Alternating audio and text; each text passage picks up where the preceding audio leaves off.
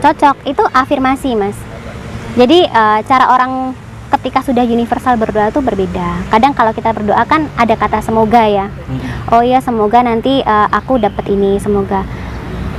Kalau dalam bahasa yang saya pahami, ketika saya berdoa saya sudah tidak lagi meminta ya, tapi meyakini bahwa manusia itu punya kekuatan.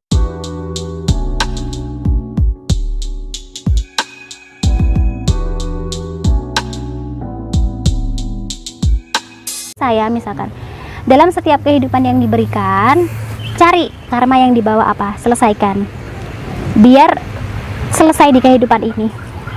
Makanya kan kalau kita menyadari dalam kehidupan sekarang kan kita sering dipertemukan dengan orang yang gak asing ya, kayak aku kenal tapi di mana. Nah ya, itu karena sebetulnya semesta gitu. Benar, karena semesta itu sedang mengkoneksikan kita dengan ingatan lama kita, supaya apa, kita ketemu sama orang itu pasti ada tujuan, ada karma yang harus diselesaikan. Mungkin bisa jadi dulu dia orang tua kita, mungkin jadi pasangan kita, mungkin teman kita. Nah apa sih yang sebetulnya dengan pertemuan ini dimaksudkan? Kan untuk memperbaiki, menyelesaikan karma. Misalkan dulu ceritanya begini, misalkan dulu ada sepasang suami istri. Si suami ini mau berangkat perang, janji sama istrinya, nanti kalau aku sudah selesai perang, aku pulang, kita nikah gitu. Nah tapi nggak pulang-pulang, akhirnya kan mengalami fase masing-masing ya, reinkarnasi di kehidupan berikutnya. Nah namanya orang itu kalau janji harus hati-hati, karena tanggungannya nggak cuma di kehidupan sekarang. Nah bisa jadi ketika dia reinkarnasi, apa nih yang harus dia tepatin? Dulu kan udah janji, dia kan nyari gitu, tapi kan nggak semua orang inget ya. Nah tapi ketika dia berjanji sesuatu, itu sebetulnya menghambat kehidupan seseorang untuk mencari rezeki yang lebih baik. Karena dia menjanjikan dan harus diselesaikan. Makanya akhirnya kita bisa ketemu dengan orang-orang lama, kok ngerasa nggak asing. Nah ketika mengalami seperti itu, pastikan kita wening dulu ya, kok aku ditemuin ini kayak nggak asing, ini apa ya, apa yang harus saya selesaikan. Nanya ke diri sendiri, ngobrol sama jiwanya, nanti akan ditunjukkan supaya satu demi satu karma yang dibawa ini selesai. Bisa jadi kita ketemu dengan orang lama dalam kehidupan kita itu bukan hanya untuk menyelesaikan karma, untuk bersinergi juga bisa. Karena kan ini transisi peradaban ya, supaya kita tuh lebih apa ya, bersatu lah. Dulu mungkin satu circle, satu frekuensi, jadi lebih untuk menjadi apa ya, booster lah gitu. Jadi kalau menurut saya ya luas. Spiritual itu luas. Jadi nggak cuma 7 kali. 7 kali itu di bumi mungkin, tapi di luar bumi kalau di total semua pasti lebih dari itu. Terus batas akhir reinkarnasi itu sampai kapan, Mbak? Sampai orang itu selesai dengan karmanya, selesai dengan misinya, dan mengalami kesadaran murni. Selepas itu kemana? Gimana? Selepas itu mengalami batas akhir reinkarnasi itu kemana itu? Ya pasti dia akan, kalau keyakinan saya Mas, karena saya arahnya universal kosmik ya, dia akan kembali ke home, rumah, base home. Jadi saya meyakini bahwa kita ini ada beberapa yang starseed ya, anak bintang. Kalau orang tuh keren, bahasa kerennya sekarang tuh starseed ya. Nah banyak yang meyakini kok sebetulnya mereka itu ditaruh di bumi itu untuk tujuan tertentu, menaikkan kesadaran. Banyak yang mungkin dari Arcturian ya, karakter Arcturian ini kan teknologi ya, banyak yang dikirim ke bumi untuk mengajarkan teknologi-teknologi. Sekarang buktinya apa? Kadang kita sekolah juga sama ya kan, materinya sama. Kenapa ada orang yang cara berpikir teknologinya sangat maju? Pernah nggak kepikir ke situ? Nah ada orang yang bilang, dia ada lesnya, dia begini. Enggak, tapi kalau memang dia arahnya ke situ, passionnya ke situ, bakat DNA-nya dari galaksi di situ, ya dia akan sangat maju di bidang itu. Kayak misalkan dari Andromedan ini kan kesadarannya tinggi ya, 12 dimensi. Getaran frekuensi welas aslinya tuh besar. Jadi ketika dia datang di suatu tempat, dia aja kadang nggak nyadari satu ruangan tuh jadi adem. Itu kan bakat spiritual yang mungkin nggak terdefinisi ya, karena orangnya sendiri mungkin nggak tahu, tapi itu bawaan. Makanya sebetulnya orang-orang di bumi ini banyak banget yang starseed, hanya mereka kurang menguasai potensi diri mereka. Tahu aja mungkin malah enggak. Makanya adanya merapatkan barisan, sharing untuk mengenal diri sendiri itu bagusnya untuk akhirnya apa? Tahu potensi diri, tahu kita di bumi untuk apa. Bahkan bumi ini sebetulnya dikirimi starseed kan untuk apa ya, membuat bumi ini lebih baik dengan kemajuan teknologi. Kemudian ada yang dari Sirian itu lebih ke arah budaya ya. Makanya kalau kan ada orang-orang spiritualis yang lebih ke budaya, lebih ke kosmik, kemudian mereka lebih ke ilmu perbintangan atau astrologi ya. Itu karena mereka ngebawa dari DNA galaksi masing-masing. Jadi kayak pertukaran pelajar gitu loh Mas, dari galaksi ke bumi. Nah kadang-kadang hal seperti ini kan masih sangat ini ya, tertutup ya, karena pemahaman manusia ini kan kehidupan hanya ada di bumi. Tapi sebetulnya yang saya yakini bahwa ketika orang itu sudah selesai dengan tugasnya, dia memiliki kesadaran yang murni, karmanya sudah selesai, dia akan kembali ke base home, di mana jiwa dia pertama itu berasal. Jadi kan memang semua lahir di bumi, tapi tidak berasal jiwa yang murninya mereka itu tidak selalu berasal dari bumi. Apakah semua orang akan mengalami reinkarnasi? Kebanyakan iya, karena setiap kehidupan kita itu kompleks. Kita pasti ketemu dengan masalah. Contohnya paling gampang ya Mas, ketika era perang, itu kan matinya cepet banget, ya kan? Itu langsung auto kan, otomatis apa ya? Tetap akan mengulang kehidupan kan? Misalkan apa ya? Setiap kehidupan itu ketika mereka masih membawa sesuatu yang harus diselesaikan, itu pasti mengalami reinkarnasi. Jadi reinkarnasi itu untuk istilahnya kayak manusia itu dikasih kesempatan sama semesta untuk memperbaiki. Itu kan kadang ada manusia ya Mas yang dikirim dari istilahnya galaksi lain lah untuk ke bumi untuk membawa misi, misalkan memajukan teknologi, misalkan memajukan pertanian, misalkan mengajarkan ilmu perbintangan. Nah itu kan masing-masing punya potensi masing-masing. Nah ketika dia terhanyut dalam kehidupan 3 dimensi, mereka lupa diri. Jadi manusia yang benar-benar pure manusia yang mereka nggak menyadari potensi diri, hanyut. Akhirnya jadi berbuat kesalahan, ya kan? Jadi melegalkan hal sesuatu yang salah dalam kehidupan mereka. Akhirnya kalau orang sekarang menyebut ada dosa. Nah, untuk bisa kembali kan istilahnya datang bersih, pulang harus bersih dong. Jadi diremedi lagi. Jadi siklusnya menurut saya pribadi seperti itu Mas. Mungkin yang lain ada pemahaman lain, tapi bukan kebenaran mutlak yang saya bicarakan, tapi saya meyakini itu. Setiap orang pasti peluang besarnya reinkarnasi selama dia masih apa ya, ada yang harus diselesaikan.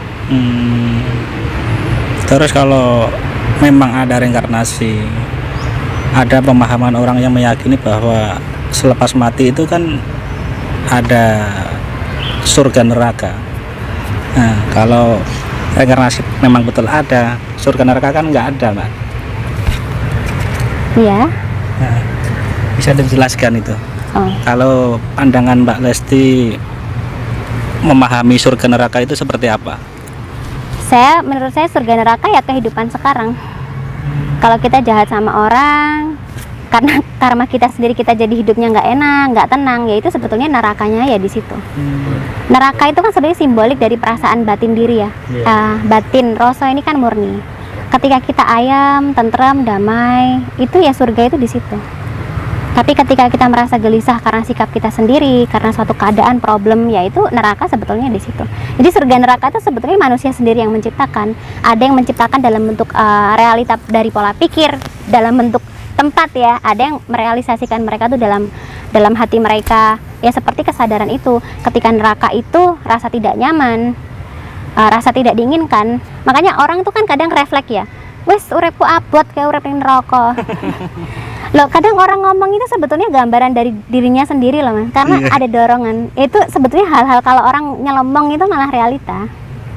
Itu kesadarannya dia di dalam itu sebetulnya sedang ngomong. Yang neraka ya seperti itu. Ada yang bilang, wah kalau cowok ya biasanya ngeliat cewek cantik, wah surga ini. Ya sebetulnya gitu, rasa masuk surga. Rasa bahagia, rasa kagum, takjubnya itu. Jadi spiritual itu ada tempatnya itu dirasa Mas. Surga. Rasa, kesadaran, nggak jauh-jauh dari situ. Kalau orang sekarang tuh nyebutnya mindfulness ya. Kalau orang umum sih lebih ke kesadaran dan rasa. Kalau surga neraka itu tidak menunggu setelah mati, Pak ya. Wah kelamaan Mas. Iya kelamaan. Yang lebih realistis saya tuh orangnya Kenapa kita yang lebih milenial ini kan nalarnya harusnya lebih pinter ya, maksudnya lebih cepat, karena anak SD aja sekarang sudah bisa mengoperasikan handphone, laptop, lebih pinter daripada orang-orang tua. Kenapa nalarnya malah nggak jalan? Ya harus lebih realistis. Neraka surga tuh nggak harus menunggu sampai meninggal. Rasakan kehidupan kamu sekarang itu seperti apa. Kalau kamu bahagia, berarti itu karma baik yang kamu tanam, berarti itu surga buat kamu.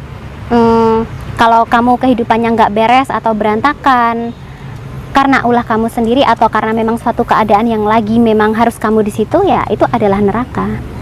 Ya, jadi lebih kerasa, Mas. Ini terkait dengan meditasi, Pak. Apa bisa meditasi itu diarahkan misalnya bertujuan agar murah sandang pangan, murah rezeki? Apakah bisa diarahkan seperti itu? Bisa, tetapi konteksnya harus jelas ya, Mas. Maksudnya murah sandang pangan itu kan harapan ya. Berarti itu masuknya ke afirmasi. Kalau secara universal orang itu meditasi itu untuk kosong kan, untuk merilis energi-energi negatif, emosional atau apa. Nah, ketika orang itu pengen sandang pangan yang baik, pekerjaan yang tepat, pasangan yang cocok, itu afirmasi, Mas. Jadi cara orang ketika sudah universal berdoa itu berbeda. Kadang kalau kita berdoa kan ada kata semoga ya. Oh ya, semoga nanti aku dapat ini, semoga. Kalau dalam bahasa yang saya pahami, ketika saya berdoa saya sudah tidak lagi meminta ya, tapi meyakini bahwa manusia itu punya kekuatan pikiran atau manifestasi. Jadi bisa diganti ketika kita berdoa atau berharap, saya adalah orang yang saya pribadi yang berkecukupan, saya pribadi yang baik, saya pribadi yang berkembang. Jadi apa yang kita ingin terjadi dalam hidup kita tuh diucapkan, afirmasi, bukan semoga lagi. Karena manusia itu sebetulnya apa ya, medan energinya besar, dan ketika kita tidak memanfaatkan itu rugi. Ya, ucapan kita itu energi, mengandung energi. Bahkan sampai ada penelitian yang dia itu ada beras ditaruh di dua tempat, berasnya itu sama. Yang satu ini setiap hari, setiap pagi diberikan kata-kata yang positif. Oh, kamu beras yang putih, kamu beras yang cantik, pokoknya yang positif. Yang satunya itu diberikan kata-kata yang negatif. Setelah diberikan afirmasi, ditutup. Gitu terus setiap pagi selama 1 minggu. Nanti akan terlihat hasilnya, Mas. Bahkan energi ucapan kita ini besar dan akan berdampak ke sesuatu, apalagi seseorang. Nah, kalau kita aja seperti tadi saya bahas, ketika kita bisa nyumpahin orang dan kejadian kita bangga, kenapa kita nggak nyumpahin diri kita aja yang baik-baik dan berharap itu terjadi? Kadang kan orang ada yang ngomong, kemarin aku tuh nyumpahin dia begini dan kejadian loh, dia kecelakaan, haha biarin, habisnya dia nyakitin aku. Bangga loh dia ngomong terjadi beneran, dia bangga. Kenapa itu terrealisasi dan menyakiti orang dia bangga? Kenapa nggak digunakan untuk hal yang positif? Dengan mengarahkan energi itu ke diri kita. Aku pribadi yang berkelimpahan, aku berkecukupan, aku berkembang, aku cantik, aku berharga. Itu terus, Mas, sering lakukan kalau memang ingin manifestasi ya jatuhnya. Karena dengan kita berucap yang baik ke diri kita, itu ada medan energi yang akan menguatkan diri kita, nge-shield diri kita, ngebentengin diri kita. Tentunya dengan energi-energi tertentu. Misalkan kita lebih ke karir, finansial, itu kan menyangkut kepercayaan diri ya. Otomatis nanti cakra solar plexus yang bekerja, yang di area perut. Nanti kalau kita itu butuh untuk atraktif ya, biar kayak kita mau meeting sama klien, biar lawan jenis itu lebih tertarik sama kita, biar kita itu lebih mudah diterima, berarti kita tinggal booster yang di cakra sakral atau cakra seksnya. Jadi tubuh kita ini sudah lengkap sebetulnya, Mas. Bukan kita meminta lagi sebetulnya. Makanya kalau saya mau flashback ya, ketika saya pada satu belief system dulu, ada satu ayat yang bilang kita sudah menerima, jadi kita nggak perlu meminta. Tuhan itu sudah memberikan apa yang kamu butuhkan, cuman kamu mau mengaktifkan itu apa enggak. Nah, yang diberikan ke kita ini cakra-cakra sebetulnya. Ada 7 cakra dalam tubuh manusia, dari mulai cakra dasar, kemudian cakra sakral atau cakra seks, kemudian cakra solar plexus, kemudian cakra jantung, kemudian cakra tenggorokan, cakra atsena, dan cakra mahkota. Itu mewakili seluruh kebutuhan manusia sebetulnya, Mas.